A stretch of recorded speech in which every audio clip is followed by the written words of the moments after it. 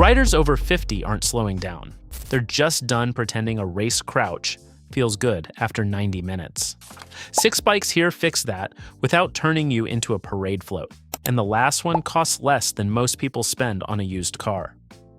That one changed how I think about this whole category. Number 6. Royal Enfield Super Meteor 650. $7,499. That's the number, and it's exactly why this motorcycle opens the list instead of closing it.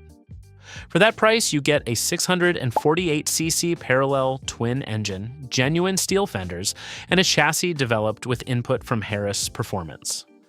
But the real story isn't found on the spec sheet.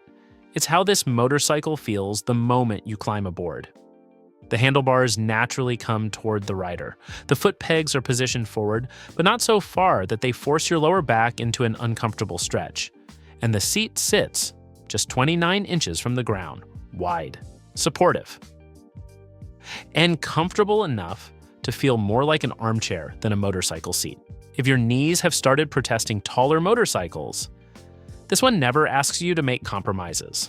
On paper, 47 horsepower doesn't sound especially exciting. And to be fair, it isn't. But out on the road, the story changes. Cruising comfortably at 70 miles an hour feels effortless, with enough power left in reserve for everyday riding. The engine delivers a relaxed, unhurried rhythm that makes a 200-mile Sunday ride disappear beneath you. There's very little vibration through the handlebars, very little fatigue, and if you spend time reading Royal Enfield owner forums, you'll notice the same comment appearing again and again. Many riders bought the Super Meteor 650 as a beginner motorcycle, then never felt the need to upgrade. Of course, it isn't perfect. At roughly 500 pounds, fully fueled, it's a substantial motorcycle for its power output. Passing a semi-truck on an uphill stretch of highway requires a little planning. And the factory rear suspension can run out of travel on rough roads. In fact, upgrading the rear shocks is one of the most common modifications owners make during the first year. Here's how I see it. If you're stepping down from a large touring motorcycle because it has simply become too heavy to move around the garage.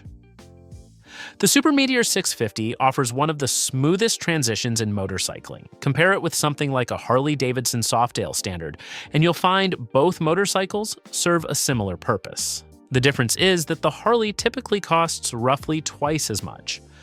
So the real question becomes very simple. Is the badge on the fuel tank really worth another $8,000? Because that's the comparison many buyers are making today. Number 5. Kawasaki Versys 650 LT. Here's the problem most riders over 50 eventually discover. It's not horsepower, it's vibration, it's wind.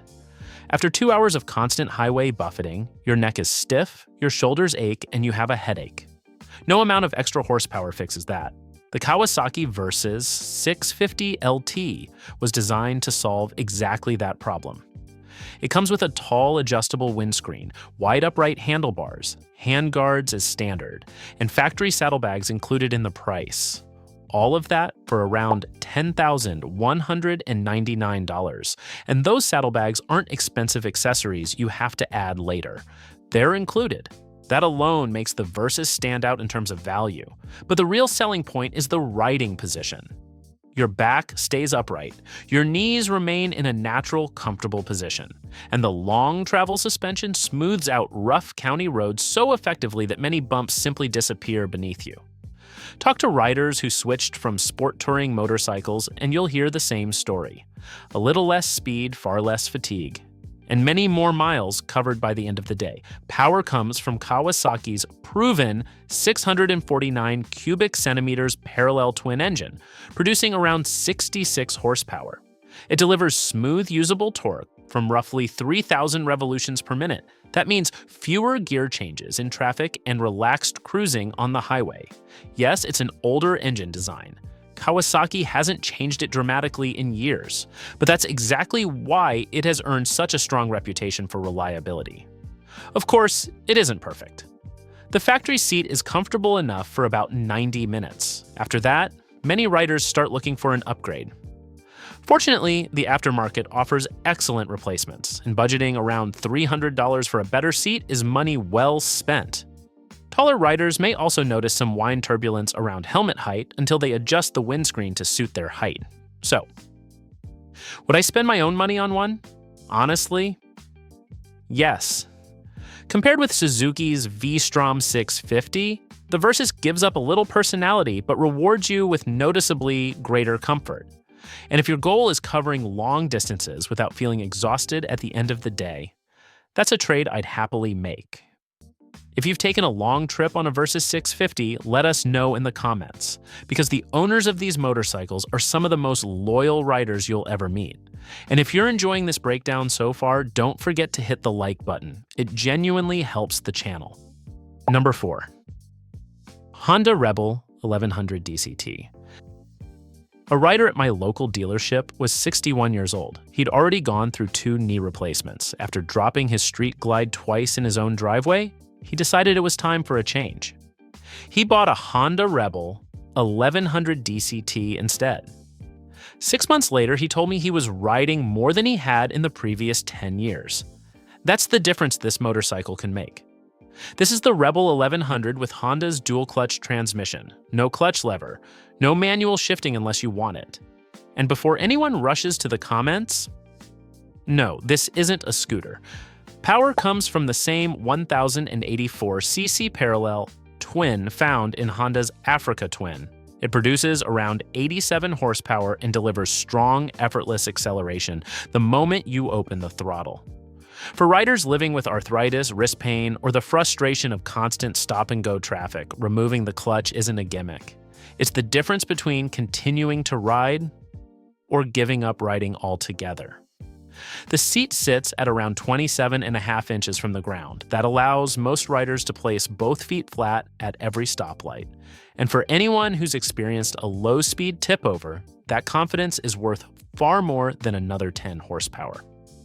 Pricing starts at around $9,999 for the standard model. The DCT version costs a little more. Even so, it still undercuts comparable Harley Davidson cruisers by several $1,000s. Of course, there are compromises. Fuel range is only average. Most riders will be looking for a gas station after roughly 140 miles. The factory suspension is also on the firm side. Expansion joints and rough pavement make themselves known, especially through the seat on longer rides. But here's my view. For riders over 50, this may be the most underrated motorcycle on this entire list. It gets overlooked for one simple reason. Some cruiser enthusiasts still believe an automatic transmission somehow isn't a real motorcycle. Meanwhile, that outdated attitude is quietly convincing people to stop riding years earlier than they need to.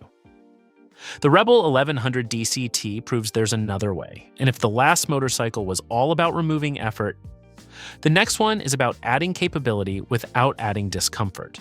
Number 3. Yamaha Tracer 9GT. 890 cubic centimeters triple, 117 horsepower, and on the GT Plus model, semi-active electronic suspension that reads the road surface and adjusts the damping in real time.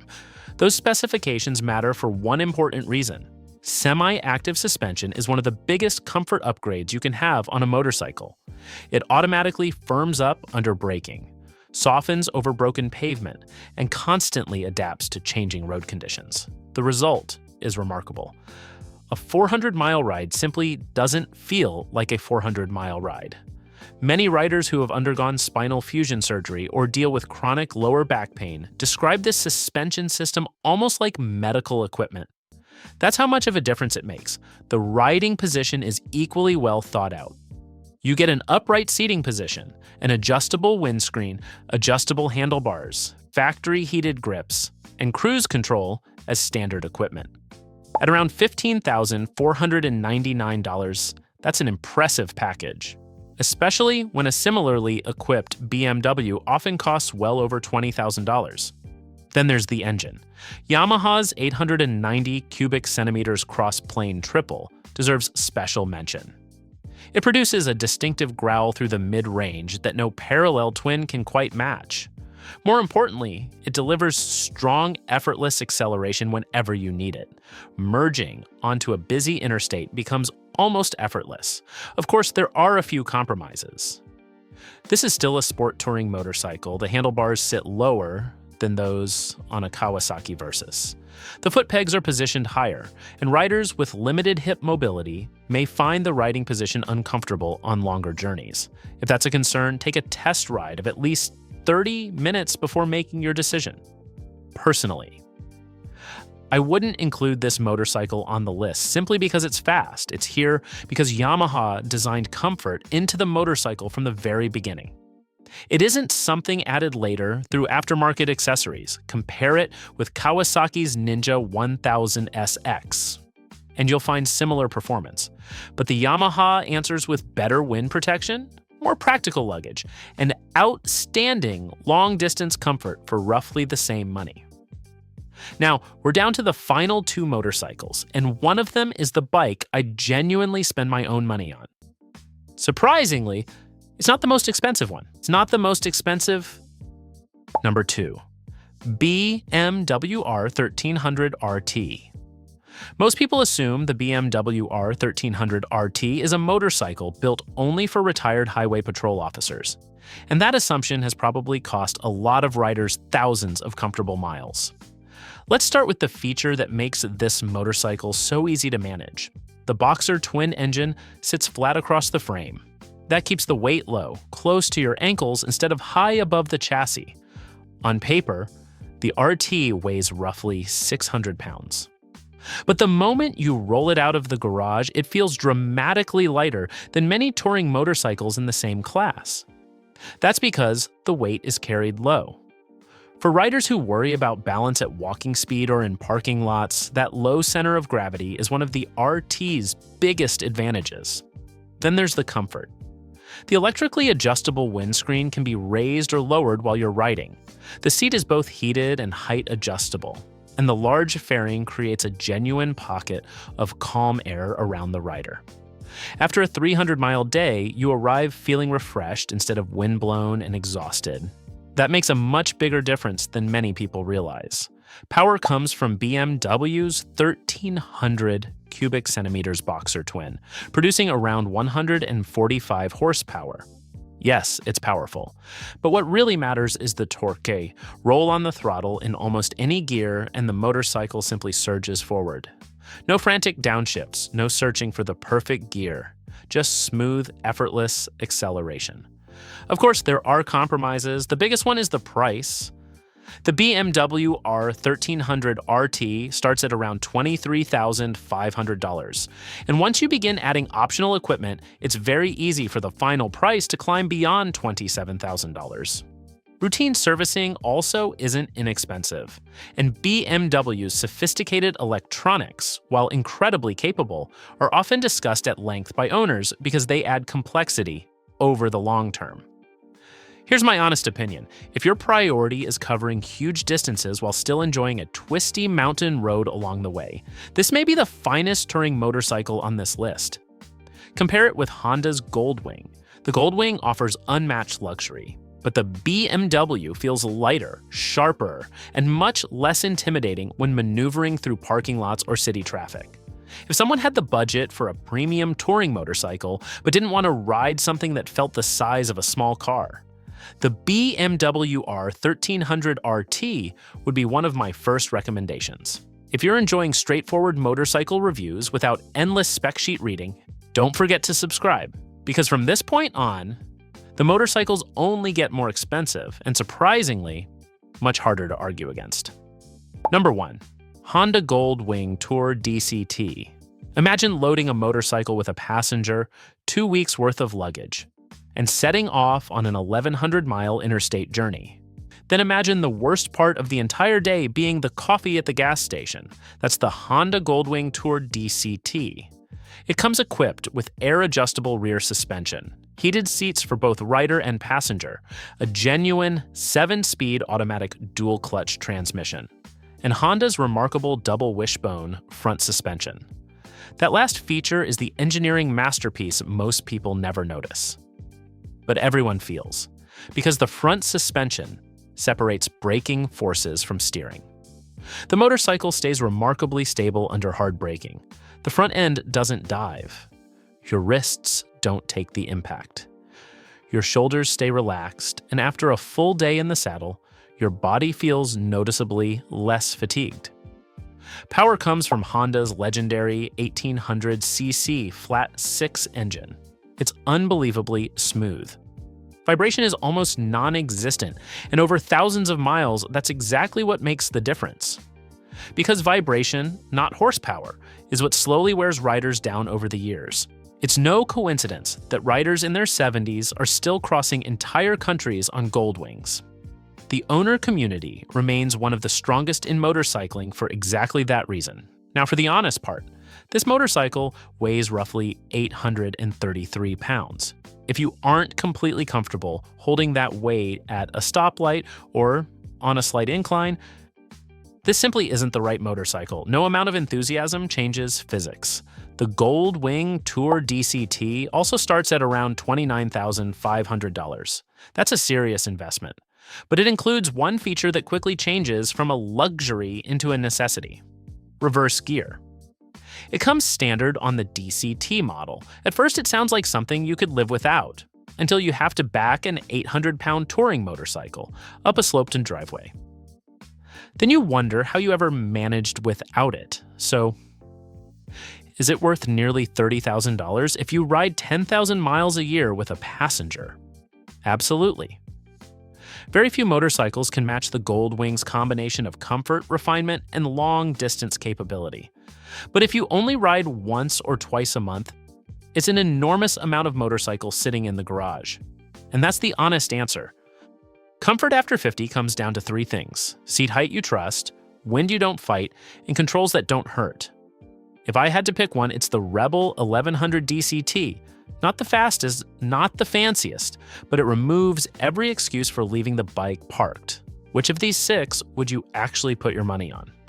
Tell me in the comments and subscribe if you want more of this.